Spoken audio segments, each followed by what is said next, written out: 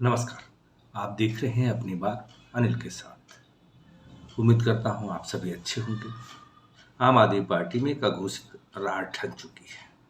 मनीष सिसोदिया जब जेल से बाहर आए तो लगने लगा कि अब आम आदमी पार्टी को अरविंद केजरीवाल की कमी नहीं खलेगी। और आम आदमी पार्टी को ही क्यों, बल्कि सभी को लगने लगा था सिसोदिया के जेल से बाहर रहने पर आम आदमी पार्टी को अपना नेतृत्व वही पुराना वाला मिल गया है। लेकिन आम आदमी पार्टी को केजरीवाल की कमी खले या न खले, लेकिन केजरीवाल को सिसोदिया की मुहिम खलने लगी है। आपने अक्सर देखा होगा कि अरविंद केजरीवाल के बगैर मनीष सिसोदिया अधूरे और मनीष सिसोदिया के बगैर केजरीवाल अधूरे दिखते थे। और इन दोनों के बगैर आम आदमी पार्टी कहीं दिखती भी नहीं थी, या यूं कहें कि अधूरी लगती थी। तो आपका भी कुछ काम अधूरा बचा है। जी हाँ, वीडियो को लाइक करने, शेयर करने और चैनल को सब्सक्राइब करने का यदि अभी तक नहीं किया है तो आप अपना काम कर दीजिए। तो आप अपना अधूरा काम पूरा कर दीजिए और मैं भी आता हुआ मुद्दे पर। आप सभी को शायद पता होगा कि अरविंद केजरीवाल ने मनीष सिसोदिया से दूरी बना ली है। हाँ, आप सभी सही कह रहे हैं कि जब केजरीवाल जी जेल में हैं तो दूरी तो अपने आप ही हो जाती है। लेकिन आप सभी ने सुना होगा कि 18 अगस्त को सुनीता केजरीवाल शरद पवार से मिलने गई थी। आशा था कि आम आदमी पार्टी के नंबर 2 के नेता मनीष सिसोदिया को साथ लेकर के जाएंगी, लेकिन ऐसा नहीं हुआ। उनके साथ केवल संजय सिंह ही गए।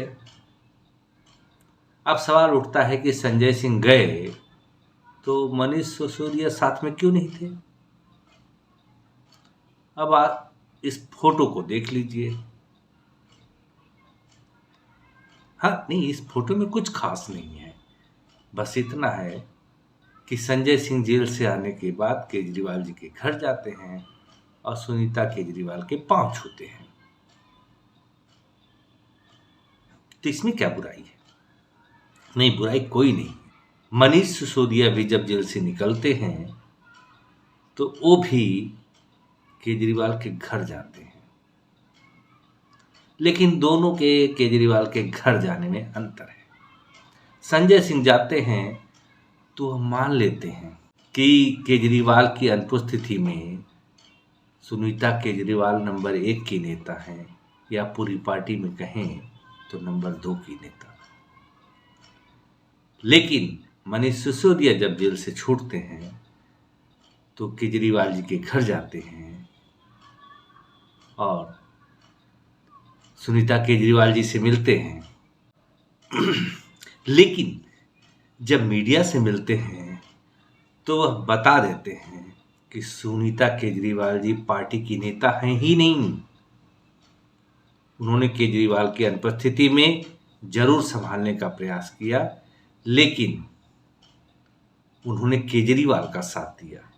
फिलहाल उन्होंने जो किया बहुत अच्छा काम किया, लेकिन आगे की रणनीति केजरीवाल जी के आने पर बनाई जाएगी।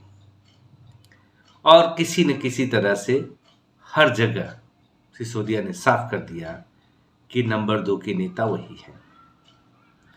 यहाँ तक कि 13 अगस्त को अब विधायकों की बैठक बुलाई थी, वो भी सुनीता केजरीवाल के घर नहीं। वो बैठक जो बुलाई थी अपने घर पर बुलाई थी। फिर इसके बाद प्रदर्शन था, एक यात्रा निकालनी थी, उसको स्थगित किया था। इस तरह से मनीष सिसोदिया अपना खेमा बनाना चाहते थे और उनकी सोच यह थी केवल कि जो पार्टी के कार्यकर्ता है वही अगला बड़ा नेता होगा।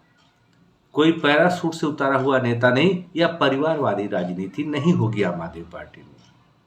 लेकिन साफ हो चुका है कि केजरीवाल जी परिवारवादी राजनीति की तरफ जा रहे हैं और सुनीता केजरीवाल को नंबर 2 का नेता बना चुके हैं। अब जब तक केजरीवाल अंदर हैं, सिसोदिया अब अपने आप को नंबर 1 का नेता बना रहे हैं। और वही बात सुनीता केजरीवाल और अरविंद केजरीवाल के गले नहीं उतर रही है।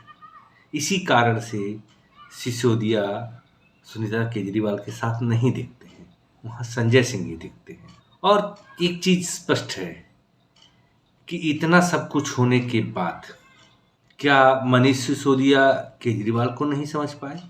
और अगर मनीष सिसोदिया केजरीवाल को नहीं समझ पाए हैं तो जनता भी उनको क्या समझेगी? केजरीवाल जी अन्ना का सहारा लेकर खुद कुर्सी पर बैठ गए। सिसोदिया को जेल जाते ही उनसे मंत्री पद और घर दोनों छीन लिया। लेकिन जब केजरीवाल जेल गए तो खुद इस्तीफा नहीं दिया और सत्येंद्र जैन ने भी कई महीने तक इस्तीफा नहीं दिया था। केजरीवाल के इस भेदभावपूर्ण व्यवहार को हर कोई समझ रहा है, तो क्या मनीष सिसोदिया नहीं समझ रहे हैं? बिल्कुल समझ रहे हैं और यही भी जानते हैं कि यदि किसी का विनाश करना है तो उससे मिलकर ही किया जा सकता है। बगावत करने पर तो खुद ही नुकसान होता है जब तक कि समय ना आ जाए। हाँ, जैसे बीजेपी ने पीडीपी के साथ मिलकर के जम्मू कश्मीर में सरकार बनाई और समय आने पर साथ छोड़ दिया। आज पीडीपी का हाल आप देख सकते हैं। नहीं, मैं यह नहीं कह रहा हूँ कि मनीष सिसोदिया उनके लिए बीजेपी साबित होंगे केजरीवाल के लिए, लेकिन ऐसा होता है अमूमन।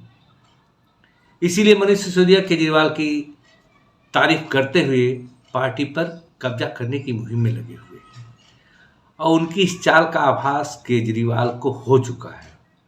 अब कुछ ही दिनों में सिसोदिया भी कुमार विश्वास और योगेंद्र यादव की तरह आपको कहीं और नजर आ सकते हैं। सब तरफ प्रचार हो रहा है कि दिल्ली संवर गई है। मेरे पास लोगों ने दिल्ली के बुरे हाल की तस्वीरें भेजी हैं और सोशल मीडिया भी बहुत सारा अवेलेबल है। पुराने राजापुरी की जगह जगह जल जमाव से लोग परेशान हैं। दिल्ली देश की राजधानी राजापुरी की कहीं नजर आती होगी या कहीं कहीं पर नजर आती होगी, दिल्ली जल बोर्ड लेकिन के यहाँ के निवासी जो है चुल्लू पर पानी में डूब मर जाना चाहिए। तो पिछले 20 दिनों से इस समस्या का कोई समाधान नहीं निकाल। कई दुर्घटनाएं हुई हैं। ये उत्तम नगर इलाके का वीडियो बताया जा रहा है, जिससे बाइक विधायिका हालांकि पूरे 36 दिन बाद कितने कंप्लेंट कर चुके हैं, बट किसी ने भी कोई जो है रिस्पांस नहीं किया, कोई समाधान इनके पास नहीं। लेकिन आपको अंदाजा होगा कि पूरे पानी से भरी गली में ढक्कन लगा होगा तो कितना, क्योंकि सीमेंट तो बह गया पानी में, फिर वहाँ कितनी मजबूती आई होगी इसका भी देखना पड़ेगा। लेकिन क्या देखना, जब सरकार ही कमज़ोर हो तो बाकी चीज़ें मजबूत कैसे हो सकती हैं। केजरीवाल को सिसोदिया इस कारण से भी चुभ रहे हैं क्योंकि मनीष सिसोदिया सुनीता केजरीवाल को पार्टी का कार्यकर्ता मानते ही नहीं, जबकि केजरीवाल अपनी पत्नी को दिल्ली का तख्त सौंपना चाहते हैं।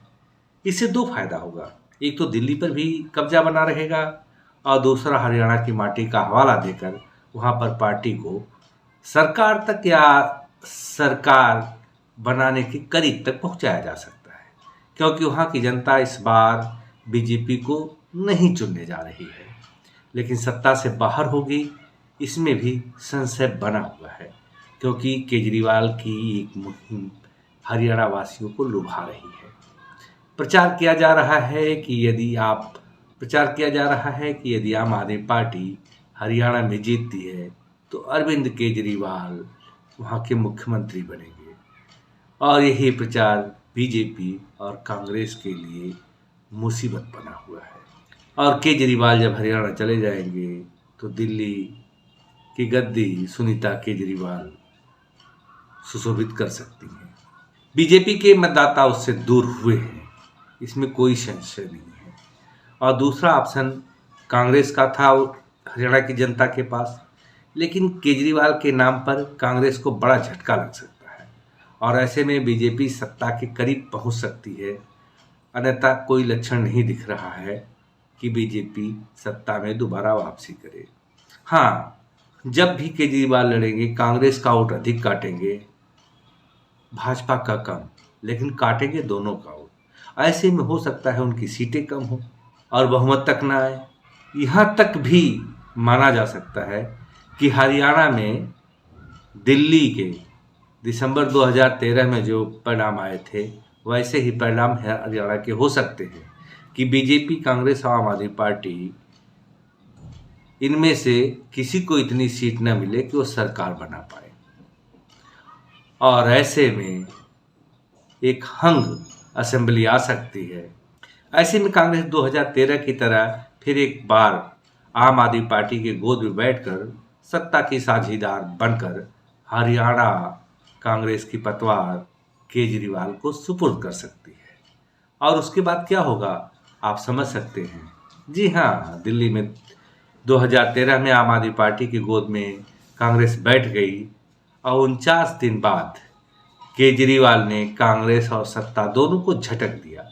और उस खेल में केजरीवाल के पास सत्ता बार बार आई, लेकिन कांग्रेस के बार बार लड़ने पर एक भी सीट नहीं आई। और अगर ऐसा ही हंस करना है तो केजरीवाल कांग्रेस का हो सकता है हरियाणा में दिल्ली वाला हर्ष करे। और जैसे दिल्ली में काबिज हो गए हरियाणा में केजरीवाल काबिज हो जाए, क्योंकि दिल्ली की जनता अब धीरे धीरे इनके बहुत अच्छे मुफ्त वाले जीवन से तंग आ चुकी है। क्योंकि 10 साल में खजाना खाली हुआ है, अब लोगों को मुश्किलों का सामना करना पड़ रहा है, गंदी गलियां, गंदा पानी, इन सब से। तो अभी के लिए इतना ही, मिलेंगे फिर अगले वीडियो में। तब तक के लिए नमस्कार, जय हिंद।